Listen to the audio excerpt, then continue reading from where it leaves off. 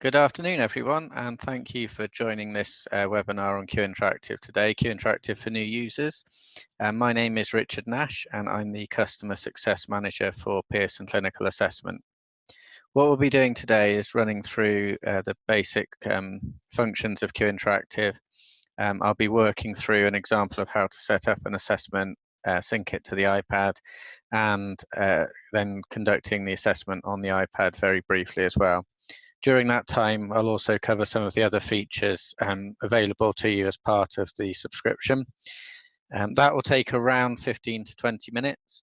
And then in the last 10 minutes of the webinar, there'll be a chance for you to ask any questions that you have based on your own Q Interactive experiences so far, or if you'd like to find out any more information about the platform, again, now that would be the time to ask.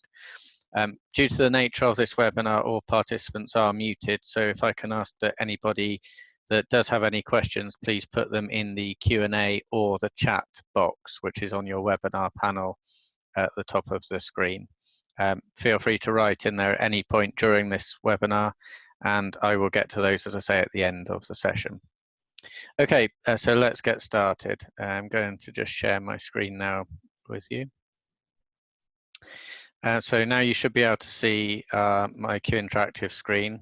This is the central database, qiactive.com, and this is your first and last port of call when creating an assessment, and also then at the end when you come to do your reports as well. Those of you that have already got a Q Interactive license, you'll be able to log in here with your username and password. So I'm just going to do that now. And once you've logged in, you'll see you have a few options along the top of the screen here. To create an assessment, the first step is to create a client. And you can either do this in the live mode or as a practice assessment.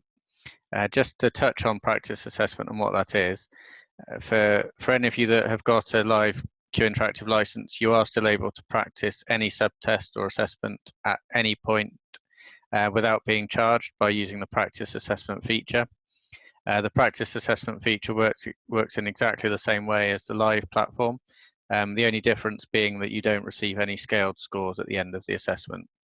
But it's really there for you to familiarize yourself with the platform, use any subtest over and over again until you become familiar with it, and therefore when you come to a live testing session, you're comfortable and ready to go. To create a practice assessment, you simply click on that green button there and follow the instructions on screen. What I'm going to do now is create a live client. The process is exactly the same for a live or a test client. So I'm going to put in the name of the person, test client. I'm going to use a random client ID here, and I'm going to put in a date of birth that's compatible with the WISC-5. So that will be born in around 2009. There you go. So the only thing that has to be accurate on this field in this setup process is the date of birth, and that's purely because the automated scoring, as I'm sure you're aware, would be calculated against the date of birth entered. The rest of the information can be kept secret or hidden by just using randomized information here if you didn't want to enter the real client data. When you're ready to go, you then click on Save, and it takes you back out to the front screen. If I just go back into the Client tab now, I can click on my test client. And then I've got the ability to create the assessment here. So I'm going to click on Create Assessment. And now I'm going to choose my battery of subtests. So as you can see here, I've got multiple options. I've got a full assessment. In this case, I've got Cal5, or lower down, I'll also have the WISC-5 and Wyatt3, etc. as well. As you can see, though, you can also create a custom battery of assessments or subtests, and these are there for you to pick. So, for example, if you frequently administer a set number of subtests from the WISC, you could save it as a custom battery, and it would appear in this list for you to quickly choose next time you come to assign that set of subtests to a client. The way you do that is by clicking on the Create Custom button on this screen and scrolling down to the relevant assessment that you want to add the subtest in for. So in this case, the WISC-5. I'm going to choose the drop-down arrow, and I'm just going to add in the first 10 subtests from the WISC-5, which are the core 10 subtests there. When I press add, you can see it's adding the subtests in on the left-hand menu here. It gives you an estimated time of delivery of assessment. That's something you don't, it's not timed, it's not going to hold you to that, but it's just there for your information. And then I'm going to click on the Configure and Save button. At this point, you're able to still amend the order and amend the subtest, so you can remove, for example, by pressing the red cross. But if you're happy with the battery, you can click on Next. It will bring up any warnings. So, for example, here it's giving the client's age outside of the range for the subtests that I've chosen. It will still let you proceed. So in this case, that's what I'm going to do, because this is obviously a dummy client. And then you can give it a name. So you could call it your own specific name, and that will then be saved for future use. The final step before you send the assessment off to the iPad to begin the administration is to give it a date and time for the assessment. This is again configurable on the iPad once you've synced it, so you don't actually have to make this get this right 100% at this point. It's just a guide really for you to schedule in your assessment. When you're ready to send it, click on Finish, and it will bring up a screen in the Assessments tab of qactive.com. You can see here we're on the Assessments tab, showing this assessment is in the preparation stage, and we can send it to the iPad from here. And I'm going to press that Send to iPad button, and then we'll log into the iPad in a couple of moments, and we'll be able to start the administration of this. Just to touch briefly on the Support tab while we're on this page. If you click on the Support tab, it will show you the user guides for the platform, both in PDF format here, which you can obviously print off or just view on screen. Further down this page, you have tutorial videos, which you can watch as many times as you want to, and these guide you through everything and more of what I'll be covering in this webinar, from creating clients and custom batteries, right through to how to administer the assessments on the iPad, how to edit a battery, and even further down on the page, you actually have some subtest specific instruction videos as well. These will allow you to watch again multiple times to enable you to familiarize yourself with the administration methods for these particular type of subtests on Q Interactive. So all of the information there is there, and I would encourage anyone who has a Q Interactive license to really spend some time looking at at least the core assessments that they frequently administer, and look at them on this page, and also these videos as well. So the Assess Overview Part 1 and 2 in particular are really useful to give you a good overview and understanding of the platform. The final thing on the Support tab that I'll draw your attention to is the Test Materials tab. The Test Materials tab is where your manuals are shown, and you can, as part of your Q Interactive license, you have the ability to view these at any point on this platform. So you no longer need to have them in paper format as well. Here you can simply scroll down, find the relevant manual, and click on it on screen, and it will bring up the manual on your computer. Unfortunately, due to copyright rules, you can't actually print or download the manuals to your computer. They do stay visible only on screen, but that's there for you to use, obviously, when you log into the platform. Okay, so now what I'm going to do is move to the iPad screen so you can see the assessment that we've created and how you begin the assessment.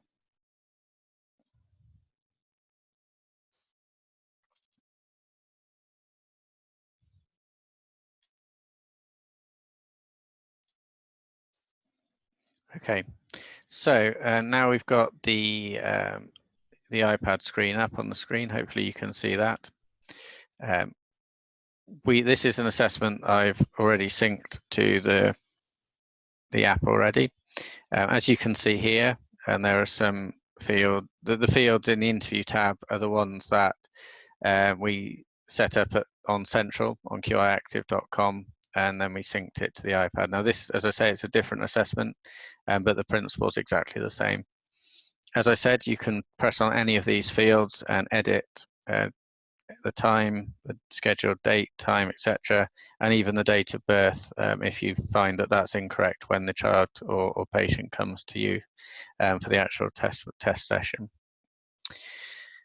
At this point, you are able to still configure your battery and tailor it to what you actually want it to be. If you find that you want to be testing for a particular condition, for example, or indeed if the age of the client is drastically different and you want to add further subtests in or remove subtests, you are able to do all of that locally on the iPad. The way to do that is by pressing on the battery tab and then click on the edit battery button in the top right hand corner. This brings up the list of subtests that you've got lined up to administer on the right hand side here. So that's this list, current battery. And on the left hand side, you have all of the assessments in your test library that you've chosen when you set up your account. If you expand these by pressing on the left hand arrow, you can drag and drop subtests into your battery on the right. So I'm just pressing and holding here on visual puzzles, and I'm just dragging it across to the right hand side, and you can see you can add it into any place in the assessment session. If you want to remove a subtest from your battery, again, you can just do that by pressing on the red cross next to it on the right hand menu. So I'm just going to remove that visual puzzles one again, and you can see there it's gone. You can do this midway through an assessment as well. You don't have to do it before you start. And as long as you haven't administered a subtest, essentially, you're able to configure anything outstanding and remove it if you felt that you didn't want to administer. When you're ready to start, you would click on the Save button. And then to actually start the assessment, you just click on the Start button here next to the first subtest.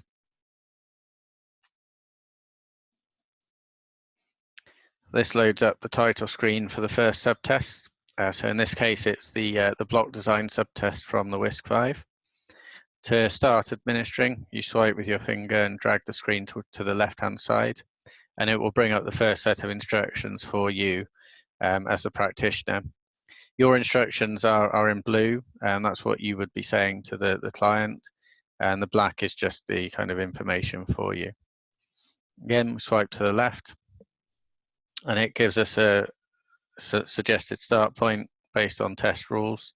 So I'm going to choose that, item 3, and it will bring up the first item or first trial item for block design. The way that block design works is that the client will still have to complete the design using the physical blocks, the red and the white blocks. They'll do that within the allotted time, and then you will score on the iPad appropriately. For them to see the design, they'll have a second iPad in front of them, and when you press the show picture button there, the stimulus would display in front of the client on the second iPad.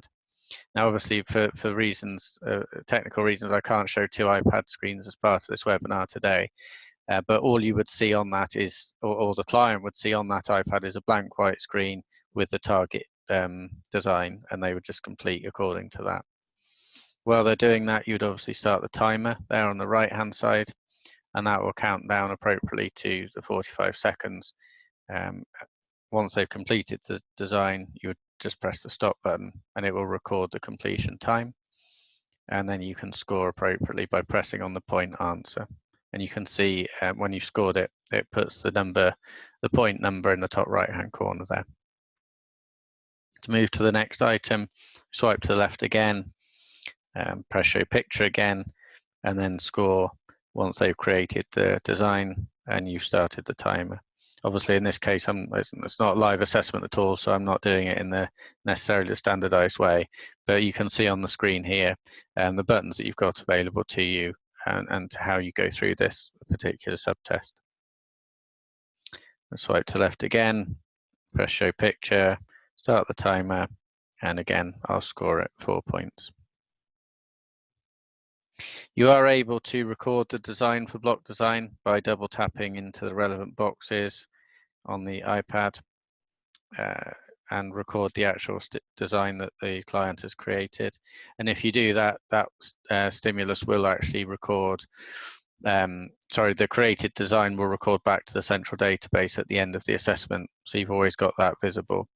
And that's also the case with other subtests within Q Interactive as well.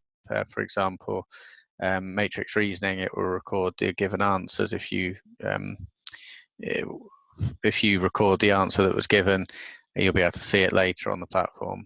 And also for some of the visual the oral subtests, as well as being able to listen back to the audio on the iPad, by recording the answer given, you can see that back in Central, on the web platform as well. Okay, I'm just going to go through and score these for these 2-0, and that brings up the discontinue rule. So you can see the discontinue rule has been met for this subtest because the 2 items were scored incorrectly. So I'm going to press discontinue there. For any live assessment, you'll then see the scaled score. It's automatically calculated for you. If this was a practice assessment, just to note, you won't see a scaled score here. This is what I said earlier. In a practice assessment, everything would be the same except you're not given the scaled score at the end of each subtest. So just moving on to another subtest, you go swipe to the left and it will just take you in again to the similarities subtest, which was the next one we had lined up in the battery. Again, the same administration rules apply. You swipe to the left.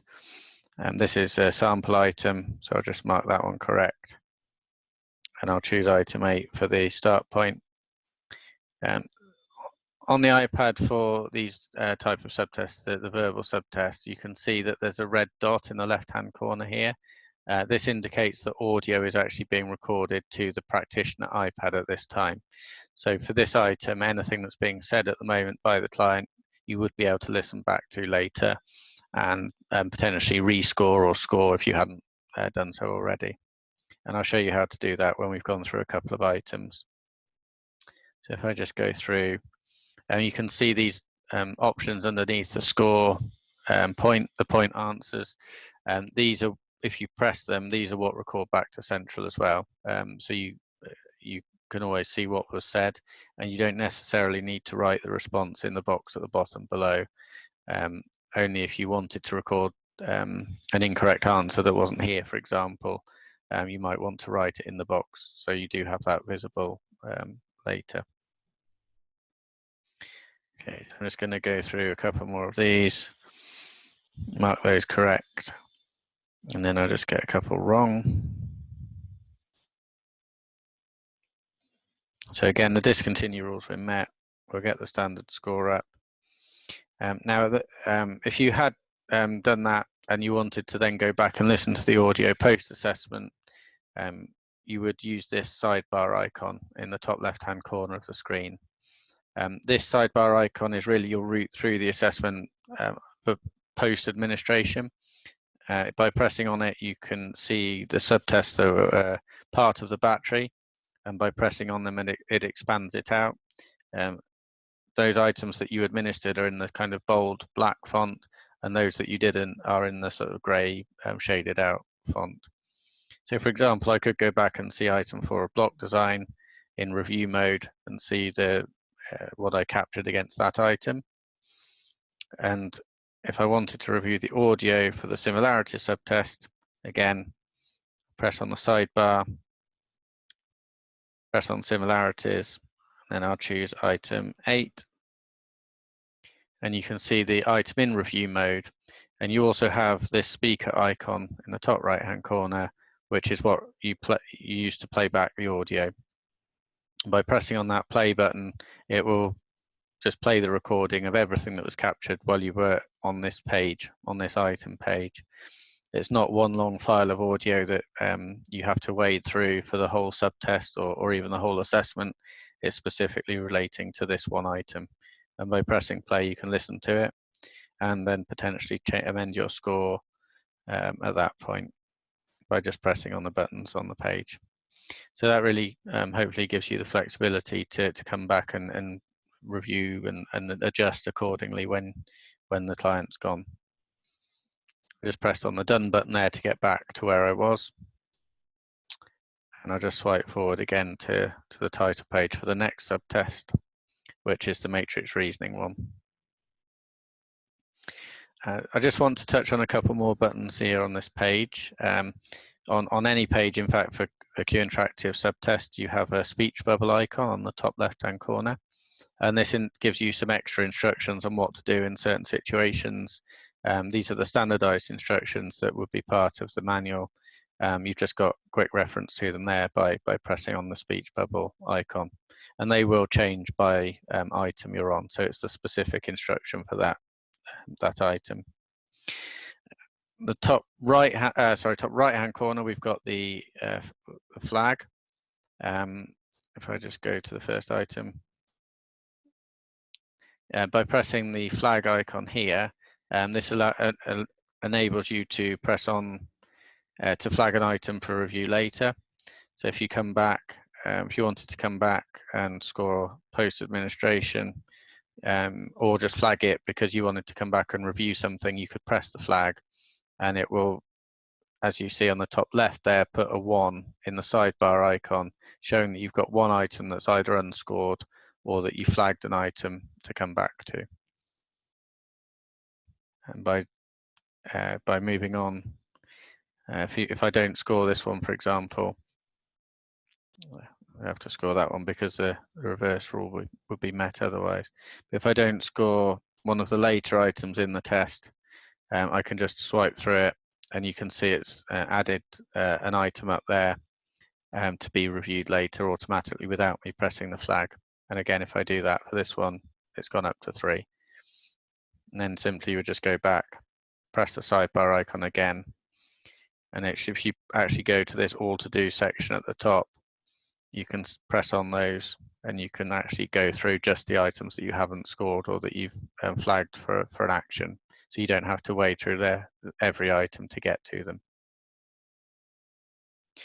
The next thing I just wanted to draw your attention to is the I button.